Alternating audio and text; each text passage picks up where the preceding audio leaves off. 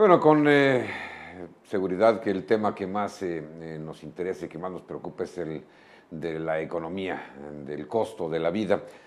Para ello, para tener un poco más de luz sobre la realidad de la economía actual aquí en la frontera, hemos invitado en esta ocasión a platicar con nosotros y con ustedes aquí en el estudio al doctor Noé Aarón Fuentes Flores y al doctor Wilfrido Ruiz Ochoa, ambos investigadores del Colegio de la Frontera Norte. Señores, bienvenidos, gracias por estar aquí. Gracias por la invitación.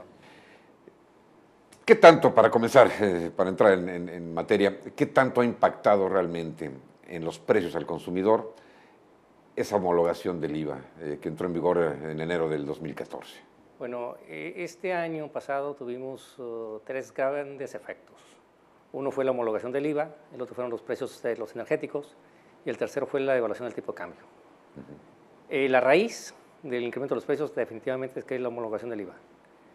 Tuvo consecuencias fundamentales, al menos en 5 temas importantes. Actividad económica, que cayó por quinto trimestre consecutivo el PIB del Estado.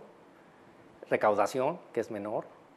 Competitividad, distribución del ingreso y finalmente inflación, que es ahorita, creo, si no me dice Willy otra cosa, es casi 350% más caro ahorita la frontera que el resto del país. ¿150?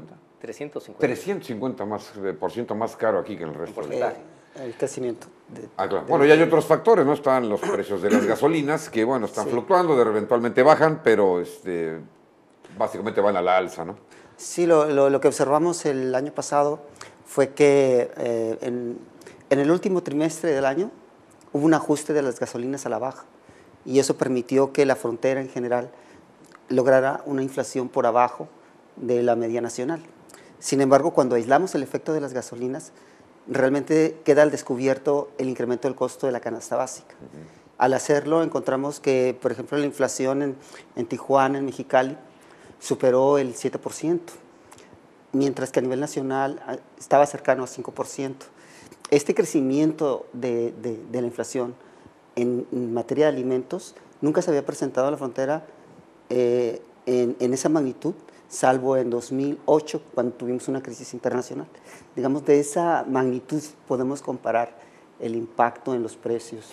Cuando mencionas que se aislaron los precios de la gasolina, ¿quiere decir que entonces esto es consecuencia de la homologación del IVA? Sí, y lo estamos viendo en este último trimestre del año, en que, digamos, ya está controlado el componente del crecimiento de la gasolina y también los ajustes en tarifas eléctricas. Y la inflación que tenemos en este trimestre en Tijuana es 3.5%, cuando a nivel nacional es 0.6%.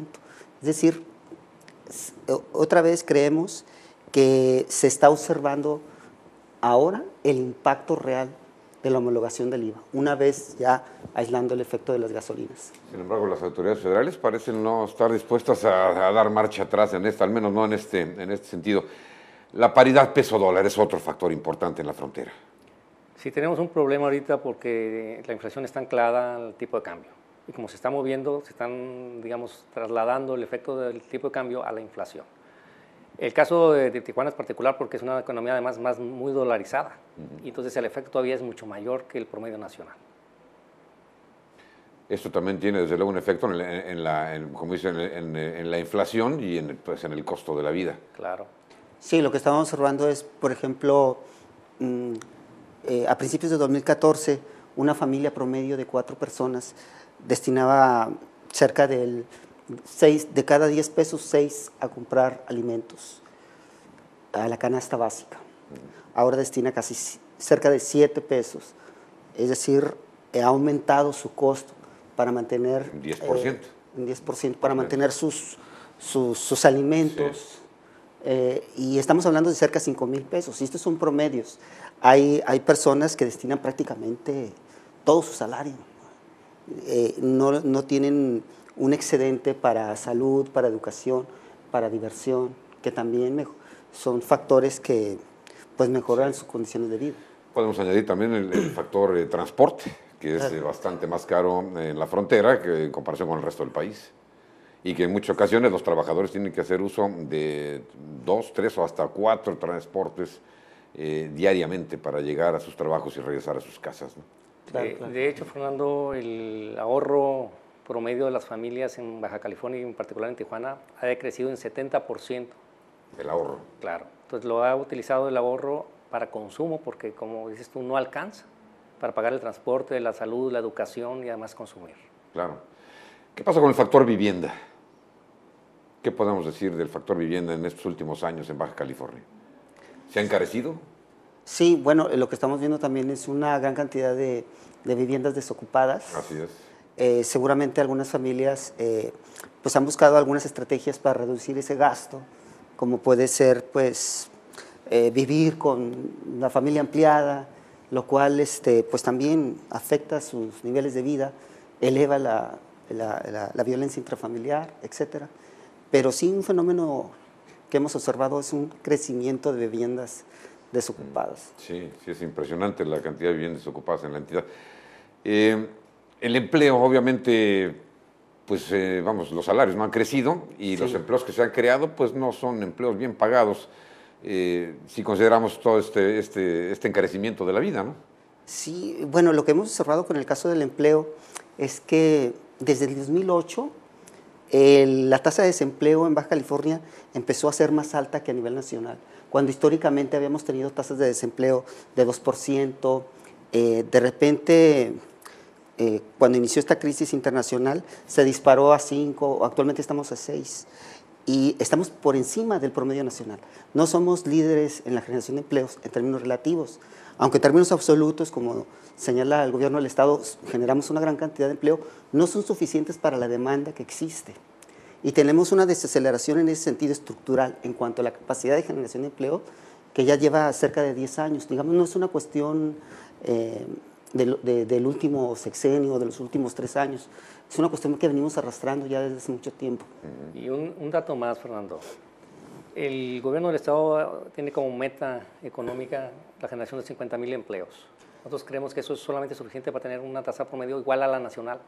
Si realmente queremos crecer, debe ser la meta 80,000 empleos en lugar de los 50,000 que plantea el Estado. Sí, sí, la creación de empleo siempre va atrás Sí. de los requerimientos nacionales. En resumen, ¿qué podemos decir? ¿Están creciendo los niveles de pobreza? ¿Está desapareciendo? ¿Se está haciendo cada vez más estrecha esa franja de la llamada clase media?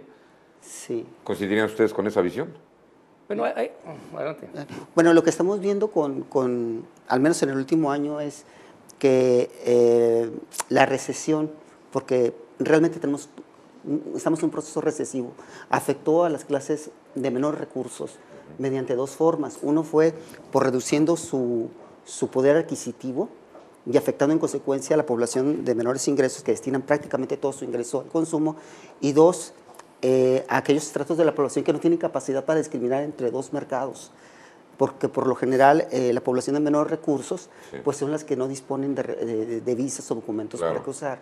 Entonces, en ese sentido sí afectó este proceso a la población de menores Claro, todos aquellos que ingresos. tenemos la alternativa de comprar Sí. aquí o allá, por el caso de las gasolinas, que es Sí. muy común, pues le busca uno donde se pueda uno ahorrar o encontrar mayor calidad, pero hay un sector de la población que está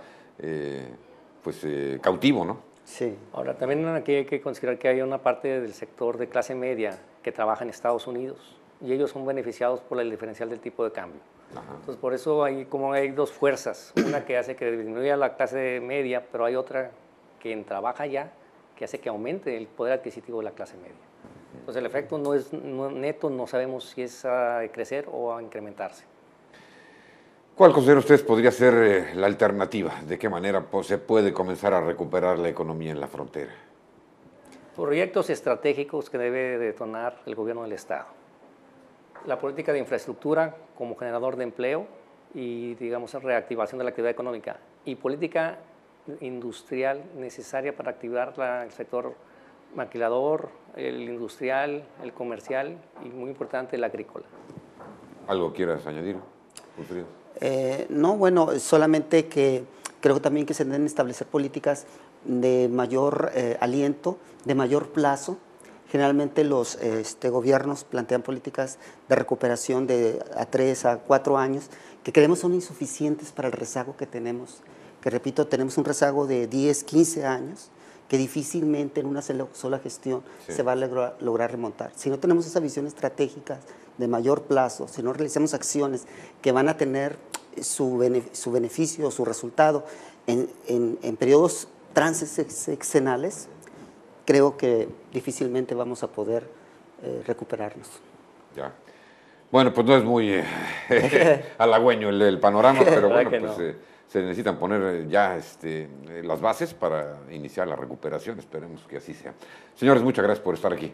Un placer, Gracias a gracias. usted. Gracias por su información. Es el doctor Noé Aarón Fuentes Flores y el doctor Wilfrido Ruiz Ochoa, ambos investigadores del Colegio de la Frontera.